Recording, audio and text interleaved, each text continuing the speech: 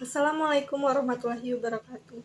Hai teman-teman, kembali lagi di channel aku Cindy Mandari. Kali ini kita akan membahas tentang bab 8, yaitu aliran-aliran filsafat.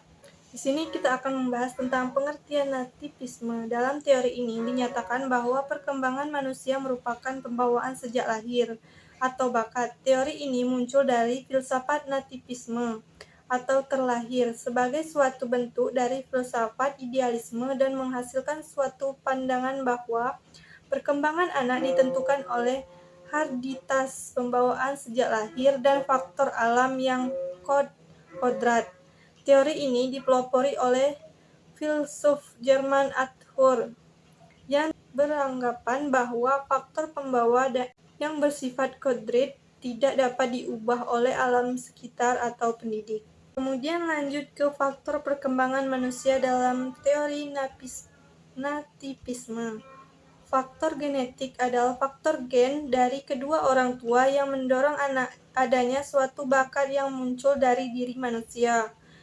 Yang selanjutnya, faktor kemampuan anak adalah faktor yang menjadikan seorang anak mengetahui potensi yang terdapat dalam dirinya. Kemudian faktor pertumbuhan anak adalah faktor yang mendorong anak mengetahui bakat dan minatnya di setiap pertumbuhan dan perkembangan secara alami. Kemudian ada tujuan nativisme.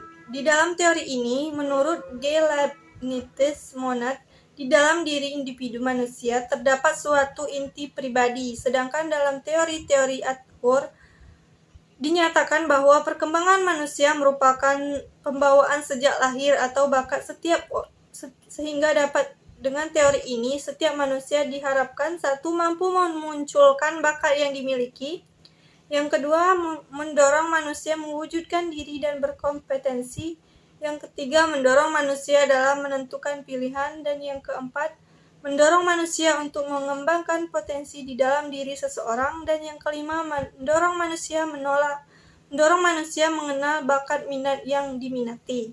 Selanjutnya ada pengertian empirisme.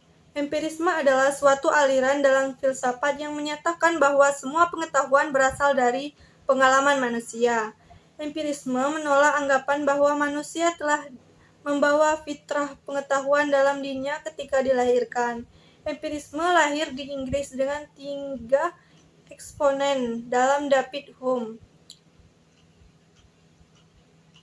Empirisme secara etimologis berasal dari kata bahasa Inggris empirismus dan experience. Kata-kata ini berakar dari kata bahasa Yunani, dari kata experientia yang berarti berpengalaman dalam. Perkenalan dengan terampil untuk sementara menurut A.R. Lacy, berdasarkan akar kata empirisme adalah aliran dalam filsafat yang berpandangan bahwa pengetahuan secara keseluruhan atau parsial didasarkan pada pengalaman yang menggunakan indera.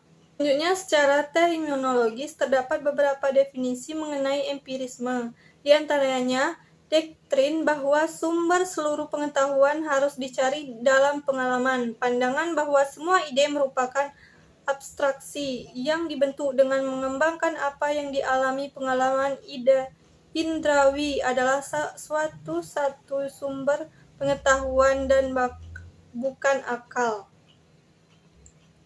Menurut aliran ini adalah tidak mungkin untuk mencari pengetahuan mutlak dan mencangkup semua segi, apalagi bila di dekat kita terdapat kekuatan yang dapat dikuasai untuk meningkatkan pengetahuan manusia yang meskipun bersifat lebih lambat namun lebih dapat diandalkan.